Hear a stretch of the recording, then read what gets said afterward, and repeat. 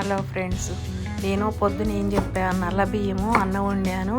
అది చూసి అయినా ఇట్లా నాకెళ్ళి ఇక అసలు ఏంటంటే కుడికిలో పడ్డ ఎలుకలాగా నాకు అన్నం వండుకొని తింటుంటే నా పళ్ళెంకెళ్ళి నాకెళ్ళి చూస్తుంటే అసలు నాకు నవ్వు అంటే ఆగలేదనమాట.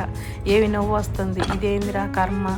పొద్దున్న లెగిస్తేనేమో కషాయం పెట్టుద్ది, కొద్దిగా ఆగితేనేమో తులిసాకు, పుదీనా, కొత్తిమీర, నిమ్మకాయ కలిపి కషాయం ఇస్తుంది 9 గంటలకి.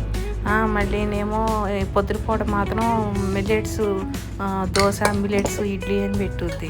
మధ్యాహ్నం ఏమో జొన్న అన్నం అని పెట్టుద్ది. ఇంకా అసలు నేను ఎట్లా, నా పరిస్థితి ఏందని చెప్పేసి ఫోన్లో పడ్డ ఎలుక, వల్లో పడ్డ చేప ఫీలింగ్స్ ఎట్లా ఉంటాయో అట్లా నాకెళ్ళి చూస్తుంటే నాకు నవ్వలేక ఆ ఫీలింగ్స్ అన్నీ వ్యక్తం చేస్తున్నాడు. అంటే ఈ మాత్రం ఒక ముద్ద కూడా అన్నం తిన్నీదా నన్ను అని చెప్పేసి ఫీలింగ్ అనమాట. జొన్న అన్నం అన్న కొంచెం తింటున్నా, ఇదేంది నల్లగా రేగడి మట్టిలాగా ముద్ద బిసికినట్టు గమ్మిగా బంకగా ఉంది అని చెప్పేసి ఆ ఎక్స్ప్రెషన్స్ చూస్తుంటే అసలు మామూలుగా లేదు. నాకు నవ్వు అయితే పడి నవ్వే అనమాట. అది గుర్తు వచ్చిందంటే నాకు ఇప్పటికీ కూడా ఆ ఫీలింగ్స్, ఆ ముఖ కవళికలన్నీ చూసి ఏమి నవ్వు వస్తుంది అనమాట. ఇంకా సరే ఏం చేయాలా, ఇంకా బిర్యానీ తెచ్చుకుంటా నేను అంటే సరేలే అని నేను మెదలకుండా ఊరుకున్నా.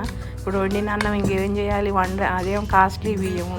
సరేలే అని చెప్పేసి ఆ బియ్యాన్ని నేను 2 గిన్నెల్లో తీసేసి, ఒక గిన్నెలో ఉల్లిగడ్డ, పచ్చిమిరపకాయ కట్ చేసి మజ్జిగ పోసి దాంట్లో సగం అన్నం పెట్టా. ఎందుకంటే రేపు పొద్దున్నే టిఫిన్కి పనికి వస్తుంది కదా, తినొచ్చులే అన్నట్టు.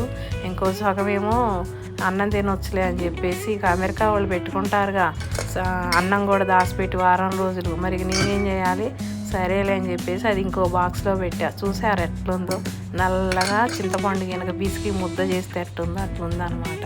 అది పరిస్థితి. ఇంకా కొట్టలేక తిట్టలేక ఇక నాకెళ్ళి చూస్తుంటే ఇక సర్లే నీ ఇష్టం వచ్చింది తెచ్చుకొని నువ్వు తిను అని చెప్పాక ఇక ఆయన పోయి బిర్యానీ తీసుకొచ్చుకున్నాడు అనమాట. బిర్యానీ తీసుకొచ్చుకొని మళ్ళీ అది ఆయన పూర్తిగా తినడా, కొంత తిని అక్కడే పెట్టిండు. ఇక దాంట్లో సాయంత్రం నేను 5 లోపలనే తింటా కదా ఏదైనా, కొంత తీసుకొని నేను తిన్నా. మళ్ళీ మిగతాది మళ్ళీ అది ఫ్రిడ్జ్లోకి ఎక్కింది. ఏం చేయాలి, అది పరిస్థితి అనమాట.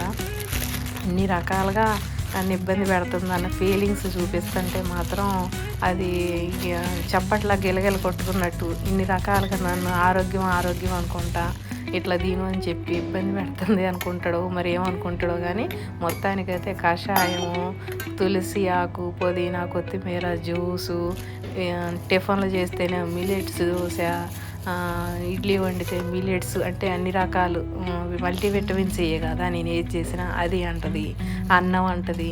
మళ్ళీ ఇప్పుడు కొత్త రకం మళ్ళీ ఇంకోటి కానిచ్చింది. ఈ నల్ల అన్నం ఏంటి అసలు, ఎట్లా అంటే సారా కనుక బెల్లం తీసుకొస్తారనమాట, నల్లగా మడ్డి ఉన్నట్టు ఉంటుంది అట్లా. కానీ అన్నం వండుతుంటే మాత్రం కమ్మట వాసన వచ్చింది, పట్టుకుంటే మాత్రం ఎట్లుందంటే ముద్ద గమ్మిగాను. మనం పరమాన్నం వండితే ఎట్లా ముద్దగా గంజిగా ఎట్లుందో అట్లుందనమాట.